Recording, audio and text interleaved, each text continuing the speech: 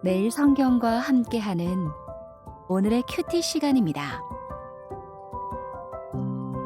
9월 10일 오늘의 말씀은 열왕기상 3장 16절에서 28절입니다.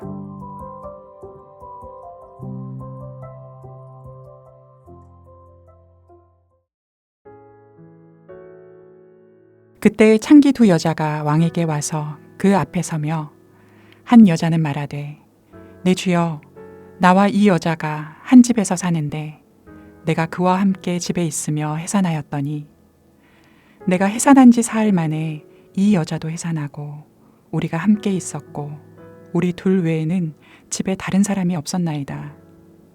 그런데 밤에 저 여자가 그의 아들 위에 누움으로 그의 아들이 죽으니 그가 밤중에 일어나서 이 여종 내가 잠든 사이에 내 아들을 내 곁에서 가져다가 자기 품에 누이고 자기의 죽은 아들을 내 품에 누였나이다.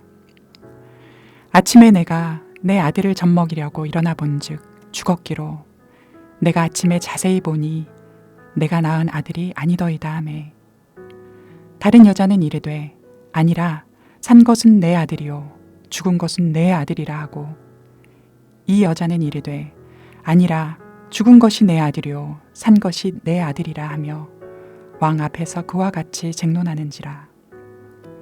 왕이 이르되 이 여자는 말하기를 산 것은 내 아들이요 죽은 것은 내 아들이라 하고 저 여자는 말하기를 아니라 죽은 것이 내 아들이요 산 것이 내 아들이라 하는도다 하고 또 이르되 칼을 내게로 가져오라 하니 칼을 왕 앞으로 가져온지라. 왕이 이르되 산 아이를 둘로 나누어 반은 이 여자에게 주고 반은 저 여자에게 주라.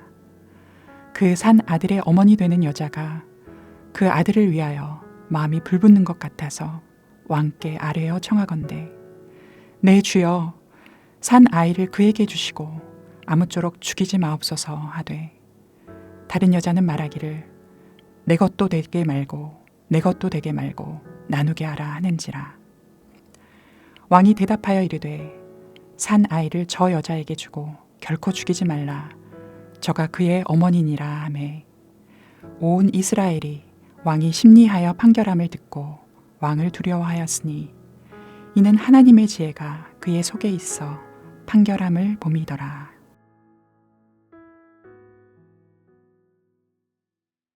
안녕하세요. 9월 10일 주일입니다.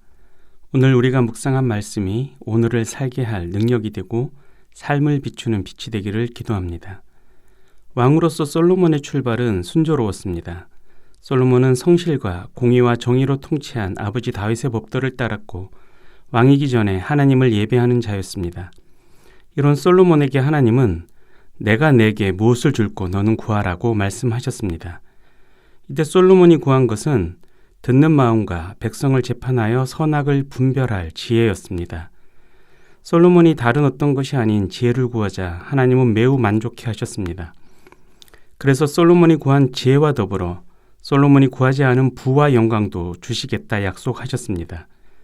오늘 본문은 바로 이 하나님의 약속이 성취되었음을 보여줍니다. 먼저 솔로몬은 창기들의 송사에 귀를 기울였습니다.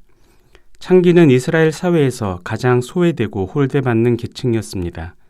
사람들은 창기의 이야기에 귀를 기울이기는커녕 관심도 두지 않았을 것입니다. 그러나 솔로몬은 달랐습니다. 고소인으로선 창기의 주장과 피고소인인 창기의 상반된 주장을 경청했습니다. 솔로몬이 구한 대로 하나님께서 그에게 듣는 마음을 주셨기 때문입니다. 두 번째로 솔로몬은 지혜로운 판결을 내렸습니다. 창기들의 주장을 살펴보면 고소인 쪽 주장은 피고소인의 아기가 밤사이에 죽자 피고소인이 고소인의 살아있는 아기와 자신의 아기를 바꿔치기 했다는 것이었습니다. 당연히 피고소인은 이를 부인했습니다.